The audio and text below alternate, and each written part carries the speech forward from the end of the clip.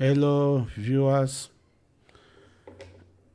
Good morning, viewers. Hello. I welcome you all to another episode this morning with the Venerable Dave Nwanepe. I remain the Venerable Nwanepe, your host, your top host, and your brother and pastor and friend. We are live again today. Share the video, uh, invite friends and family. Let's talk again. Let's see if we could learn one or two more about our church, and also to share the testimony of our fathers, like we dedicated this week to talk about the heroes of our church, faith of our fathers, to talk about the labors of the saints, both the living and the dead. Sometimes we don't cherish our own or even talk about our own. Sometimes we don't understand that God has a way of blessing a church, and the Church of Nigeria, or the Anglican Church rather, is blessed by having some of the fathers we've been celebrating this week, as we discuss about mission and the effort of the church in the 21st century. Today, I'll be looking at a very important topic that is very common among us, but even though most people don't know how important the topic I'm discussing would be, some think it's Roman Catholic practice, others think it's not an Anglican practice. I want to discuss can a lay person baptize, and after which we will honor one or two of our church fathers, of our revered fathers in the church, and which we chose to celebrate this morning. Baba Akiola, late Most Reverend Maxwell and Ikwenwa, and Baba Olufasoye. These men were very, very, their contribution to our church cannot be overemphasized. So we want to use this privilege to talk about these, our revered fathers. But before we do that, we will want to discuss a very important, share the video so that others that are not yet online may come online and view. Share the video, call your friends and family. We are on again. This morning we are teaching about another church doctrine that most people are not much aware of, but it exists in our church, and that is, can a lay person baptize? Can a lay person baptize? So again, can a priest do confirmation? Can a priest do confirmation? So these are the two topics we will be discussing this morning. And after it, towards the end, we are going to talk about Baba Akiola, Baba Maswala Nikwenwa, and Baba Olufasoye. For those of our children that don't know who these people are, share the video, invite your friends, tell them we are live again. We are here again to do it the way we do it. Come online, tell your friends that Dave is here again to talk with his friends. So, friends, this morning we'll be teaching can a lay person baptize in the Anglican Church? Yes, a lay person can baptize in the Anglican Church, but it's on certain conditions and in some situations, which is called emergency. Only on emergency situations, a lay person can baptize a faithful in emergency situation. Let's say somebody is dying, somebody has few hours to die, and the priest is not available, or the situation where you are, the person there's no church, nobody can reach a priest within few seconds. It is expected that this person may die. If you are baptized yourself as a Christian, if you are a Christian, not just an Anglican, you can administer baptism to a faithful that is dying, and that is called emergency baptism. And in this emergency baptism, it is required that you don't use the proper liturgy. The only words that are said in that liturgy is, I baptize you in the name of the Father, the Son, and the Holy Spirit. You don't bless the water, you don't consecrate the water, but you use water. Water must be used, but not consecration. So in the case where the person that was baptized survives, maybe the person was going to die, but by the grace of God, the person survived. What we do is we now go to the nearby parish or station where that took place, the closest station or the closest parish where that baptism took place, and now do a proper documentation of that baptism. The priest may decide to do a ceremony to complete the baptism. A priest may complete the baptism through a ceremony where he has now the right to read other rites of the church before the end of the day. So it is something most people don't know, but it's good we bring it to our knowledge. You can ask your questions, type them on comment sections. We are here live to respond to some questions if you are confused about it. But whether lay people can baptize, yes, a lay person can baptize a faithful that is dying. A dying faithful can be baptized by our lay members who are also baptized. These lay members must also be baptized. They cannot just be anybody, maybe a Muslim coming to baptize a Christian. That is not how it works.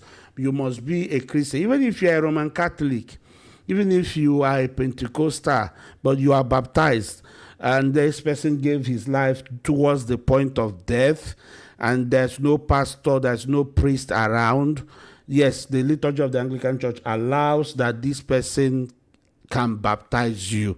But after the baptism, the rite of baptism will not be completed. The consecration of the water, the normal liturgy won't be read, but you go to the nearby parish and register the baptism. Now, coming for confirmation, in the olden days, there are these rites where if a bishop, remember when dioceses were very vast, maybe we say a country may have just one bishop.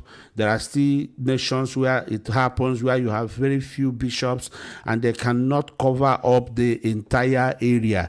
Yes, in the church tradition, at one point, bishops were dedicating clergy, or they were empowering clergy to do confirmation. So it is not the right of the clergyman to do confirmation, but if delegated because of unavailability or distance of the bishop, he could ask a priest to do that. But it's very rare. It's not a very common practice. It's not something that is commonly seen around us. But whether it has happened or whether it happens, yes, why not? It does. But the priest has to be delegated. It has to be on pure delegation and approval of his bishop. But having said this, I also want to note here that baptism as a rite is an initiation into the church. We do infant baptism. We do sprinkling baptism. We do immersion baptism. The Anglican Church believes in these three baptisms, but must be performed by an ordained clergyman, unless in the case of emergency. I repeat, unless in the case of emergency.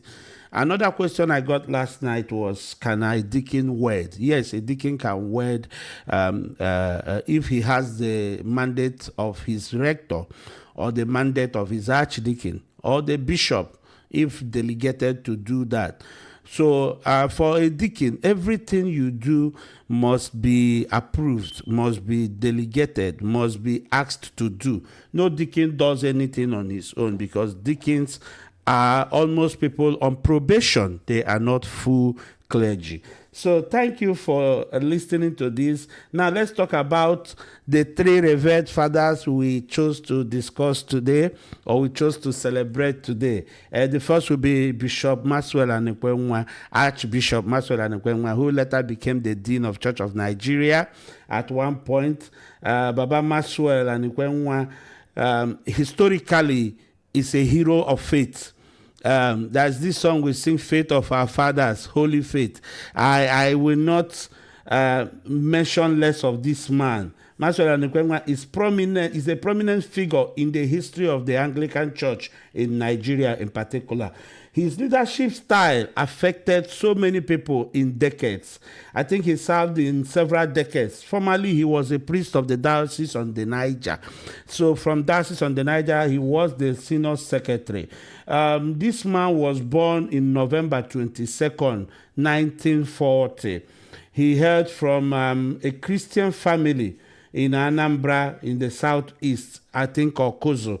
He is a strong clergyman, a churchman par excellence, a man who worked hard to keep our legacy, to keep the legacy of the Anglican Church, the traditions of the church. He worked so hard to keep this tradition. He's one of the fathers of faith. During his time, many churches were planted. During his time as the Bishop of Oka, he affected so many lives, but was misunderstood during the early days of his ministry. He was understood to be against the evangelical move.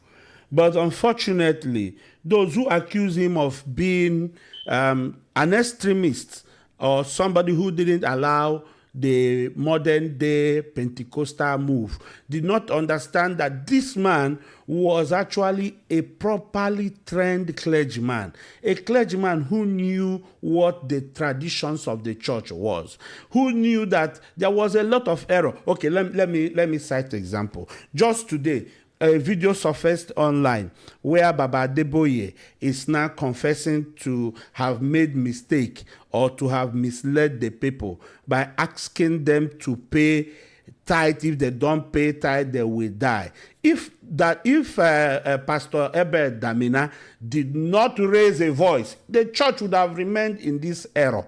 The church would have remained wallowing. People would have remained in the negative side. But because there was a man who stood firm, even with the whole calling of names that he was called, Ebed Damina stood to say this was wrong. That is why Baba Adeboye had retracted. This is the kind of thing Baba Anekwenwa used to do in his time. He would stand firm to say what was wrong, no matter who was involved. So Anekwenwa is a man to be reckoned with. He's a bishop we all came to know. During his time, a great disciplinarian, a churchman. When we say somebody is a churchman, he's indeed a churchman, a church patriot. His effort focused on evangelism, church growth, education, and social welfare. Significantly, he increased and helped the region. As an archbishop of the province, he was made archbishop of the province in 2000, province on the Niger. He was the first archbishop of province on the Niger. After the Church of Nigeria moved from the three normal province 1, 2, 3, I think he became the first archbishop of province on the Niger. In Southeast, his effort is well known. So we cannot overemphasize the great contributions of Baba. During GAFCON, he played a very significant role.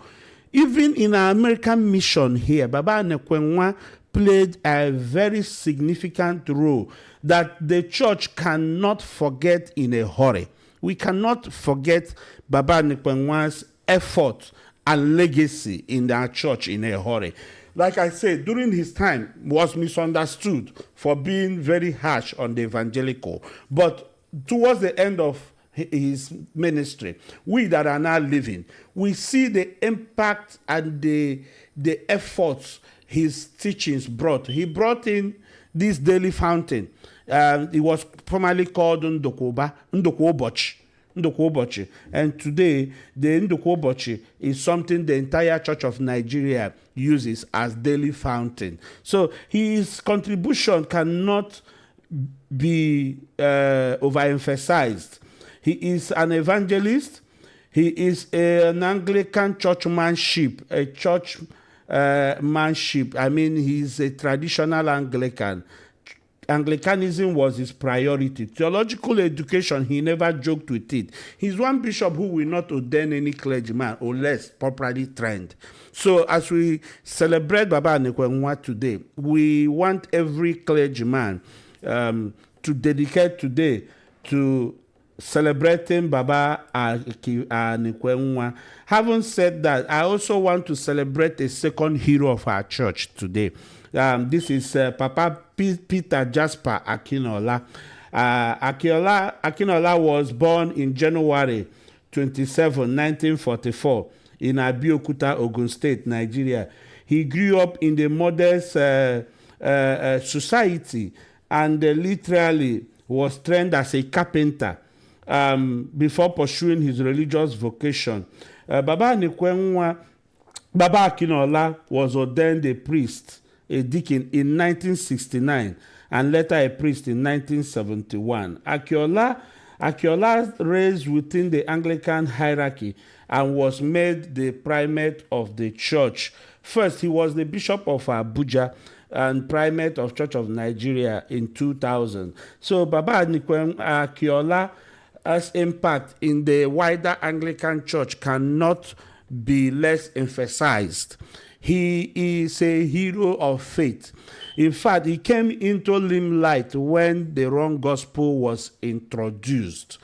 I mean, from Lambert 1988 to Lambert 1998, there was a very big issue that would have divided the Anglican Church, which is the issue of homosexuality and gay. So, but Baba Akinola, when he came on board in 2000, stood firm until they had a Jerusalem declaration where he took everybody to Jerusalem. He was one of the pioneers who pioneered the movement to Jerusalem, where GAFCON began. So today we cannot less appreciate a man like that who stood firm during GAFCON, who stood firm as a primate of Church of Nigeria. He reorganized and restructured the church. It was during his time that many, many more dioceses were created. I mean, missionary dioceses. He looked at areas where Anglican church presence was very little, and he introduced the Anglican church in those areas.